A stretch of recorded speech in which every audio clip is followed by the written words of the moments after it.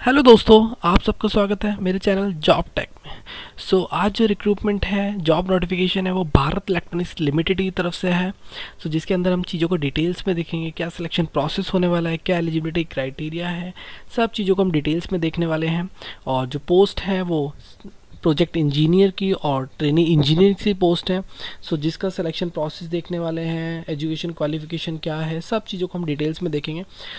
अगर आप first time मेरे चैनल पे विजिट कर रहे हैं या फर्स्ट टाइम मेरे चैनल पे आए हैं तो मेरे चैनल को सब्सक्राइब कर लीजिए और बेल आइकन को प्रेस कर दीजिए, सो दैट कि मैं जो भी वीडियोज़ बनाऊँ उसका नोटिफिकेशन आपको मिलता रहे, सो दैट कि आप कोई भी जॉब अपॉर्चुनिटी को मिस ना करें। हम वीडियो को शुरू करते हैं और डिटेल्स में एनालाइज करते हैं।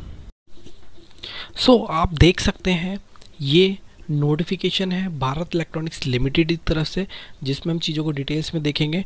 हम शुरू करते हैं और चीज़ों को डिटेल्स में देखते हैं। आप देख सकते हैं कौन कौन सी पोस्ट हैं जिसके लिए हमें अप्लाई करना है।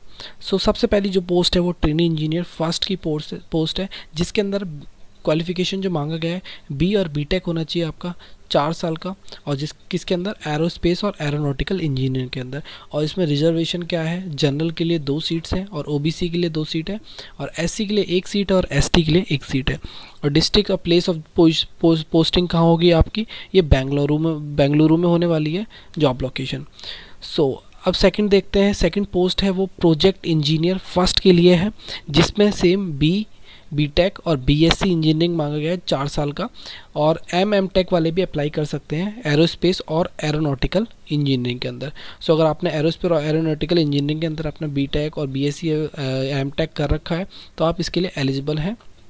और इसमें यूआर के लिए 1 पोस्ट है और ओबीसी के लिए 1 पोस्ट है और ईडब्ल्यूएस के लिए 1 पोस्ट है, और इसका जॉब लोकेशन भी बेंगलुरु होने वाला है। अब देखते हैं हम नेक्स्ट चीज़ क्या क्या है। इसमें रिलैक्सेशन भी दिया जा रहा है कैंडिडेट्स को। अगर जो SC ST के कैंडिडेट्स हैं उनको 5 साल का एज रिलैक्सेशन दिया जा रहा है, और जो OBC कैंडिडेट्स हैं उनको 3 साल का एज रिलैक्सेशन दिया जा रहा है, और जो PWD कैटेगरीज़ के हैं उनको मिनिमम, जिसको 40% डिसेबिलिटी है तो उनको 10 ईयर्स का एज रिलैक्सेशन दिया जा रहा है। हम एलिजिबिलिटी देखते हैं, क्या एलिजिबिलिटी है। फॉर ट्रेनिंग इंजीनियर फर्स्ट के लिए जो है फुल टाइम कोर्स होना चाहिए आपका बीटेक बीएससी में 4 साल का, और किस में होना चाहिए, एरोस्पेस या एरोनॉटिकल इंजीनियरिंग में। जो हम जो अब पहले डिटेल्स को डिस्कस कर चुके हैं। प्रोजेक्ट इंजीनियर में सेम बीटेक बीएससी 4 साल का आपका कोर्स होना चाहिए एरोस्पेस और एरोनॉटिकल इंजीनियर के अंदर रिकग्नाइज्ड यूनिवर्सिटी से। अब हम देखते हैं कि एज लिमिट क्या होनी चाहिए। इसमें जो एज है 25 ईयर्स एज है होनी चाहिए ट्रेनी इंजीनियर फर्स्ट के लिए, पोजीशंस के लिए। अगर आपकी 25 ईयर्स एज है तो आप इसके लिए एलिजिबल हैं, और अगर आप SC ST से बिलोंग करते हो तो आप इसका फ़ायदा, एज रिलैक्सेशन का फ़ायदा उठा सकते हैं अगर आपकी एज क्राइटेरिया क्रॉस कर गया। अगर आप 30 ईयर के हैं तो आप SC ST का एज रिलैक्सेशन ले सकते हैं, तो आप एलिजिबल हो जाएंगे फिर। 28 ईयर्स जो है प्रोजेक्ट इंजीनियर फर्स्ट के लिए है, और एज देख सकते हैं आप, इसमें अपर एज लिमिट रिलैक्सेशन दिया गया है। 3 साल ओबीसी को लिए दिया गया है, और 5 साल SC ST के लिए दिया गया है, और 10 साल जो है PWD कैंडिडेट्स के लिए दिया गया है।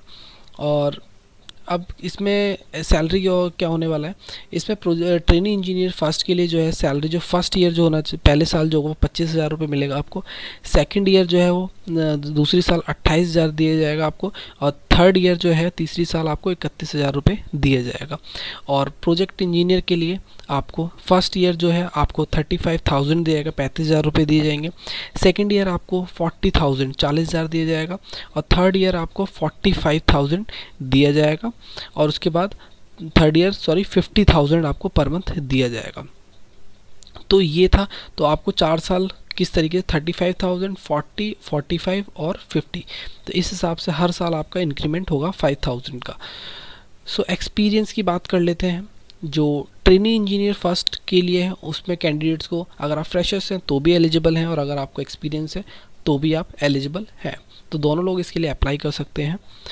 और उसके बाद हम देखते हैं कि प्रोजेक्ट इंजीनियर फर्स्ट के लिए, तो इसमें बीटेक मांगा गया है। ऑब्वियसली इसमें कैंडिडेट को 2 साल का मिनिमम एक्सपीरियंस होना चाहिए अपने फील्ड के अंदर, और जो एमटेक हैं उनको कोई एक्सपीरियंस की ज़रूरत नहीं है, और वो ऐसे ही अप्लाई कर सकते हैं, उनके लिए कोई एक्सपीरियंस की रिक्वायरमेंट नहीं है। तो एमटेक वाले तो एलिजिबल हैं विदाउट एक्सपीरियंस, बट अगर आपने बीटेक कर रखा है और प्रोजेक्ट इंजीनियर के लिए अप्लाई करना है तो आपको 2 साल का एक्सपीरियंस होना चाहिए।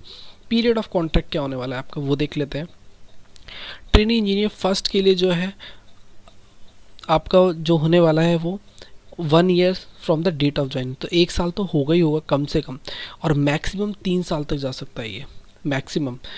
और प्रोजेक्ट इंजीनियर फर्स्ट के लिए कम से कम 2 साल होगा, जब भी आप जिस डेट से आप ज्वाइन करेंगे तब से 2 साल तो मिनिमम रहेगा।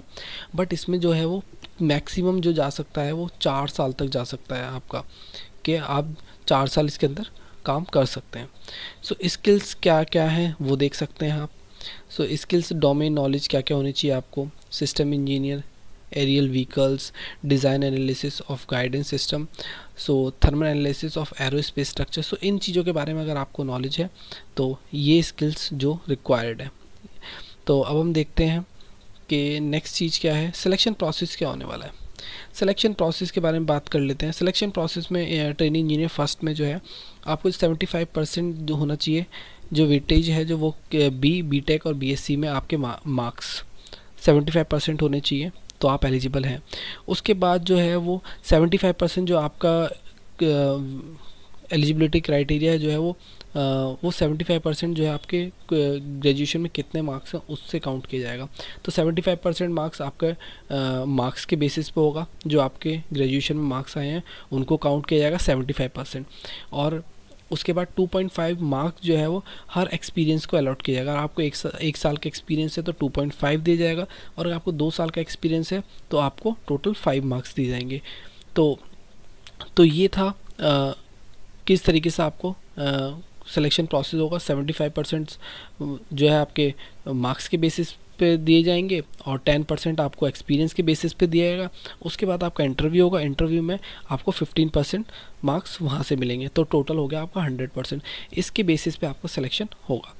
सो नेक्स्ट देखते हैं प्रोजेक्ट इंजीनियर फर्स्ट।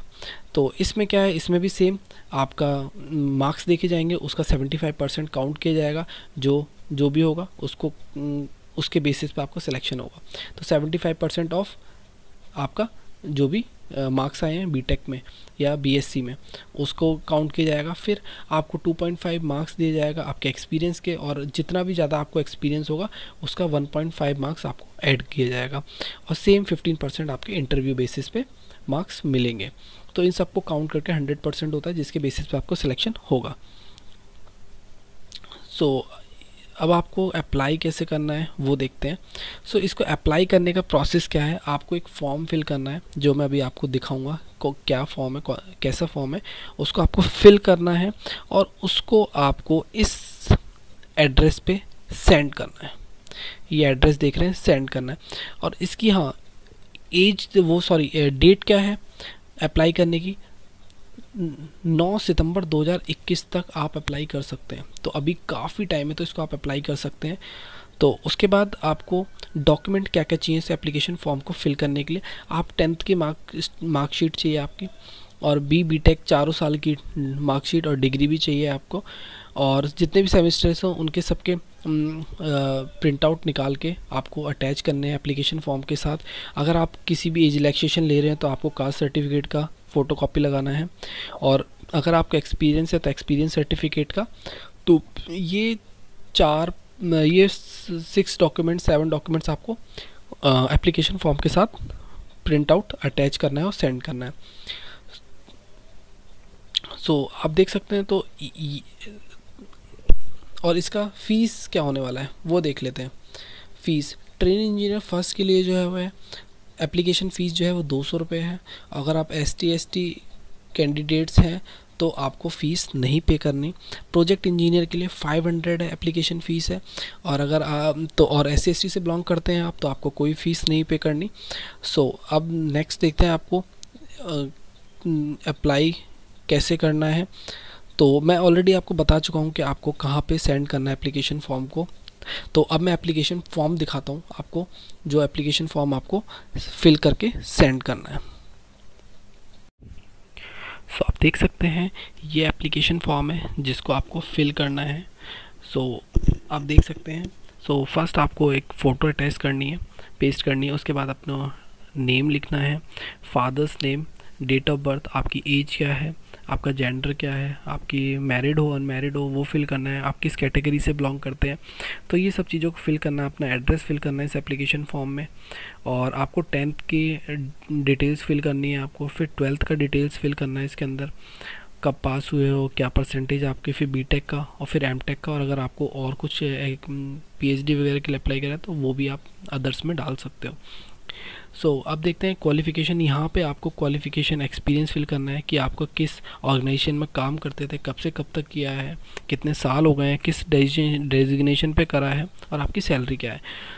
तो ये टोटल एक्सपीरियंस यहाँ पे फिल करना है, और आपको कितना अमाउंट आपको पे करना है वो आप यहाँ से एसबीआई का अमाउंट यहाँ पे लिखेंगे, और यहाँ पे आपको सिग्नेचर करना है, और ये डॉक्यूमेंट्स को आपको फ़ोटोकॉपी अटैच्ड करनी है, और उसके बाद इसको सबमिट करना है, आपको एड्रेस पे सेंड करना है जो मैंने एड्रेस आपको बताया है। सो ये था ओवरऑल सिलेक्शन प्रोसेस क्या होने वाला है। सो आप जाइए और इसको अप्लाई कीजिए, और अगर आपको मेरे वीडियोस पसंद आया हो तो मेरी वीडियोस को लाइक कीजिएगा और अपने फ्रेंड्स के साथ शेयर कीजिएगा, सो दैट कि वो भी इस अपॉर्चुनिटी को मिस ना करें और वो लोग भी इसको अप्लाई कर सकें। सो थैंक यू, चैनल को सब्सक्राइब कर लीजिएगा और बेल आइकन को प्रेस कर दीजिए।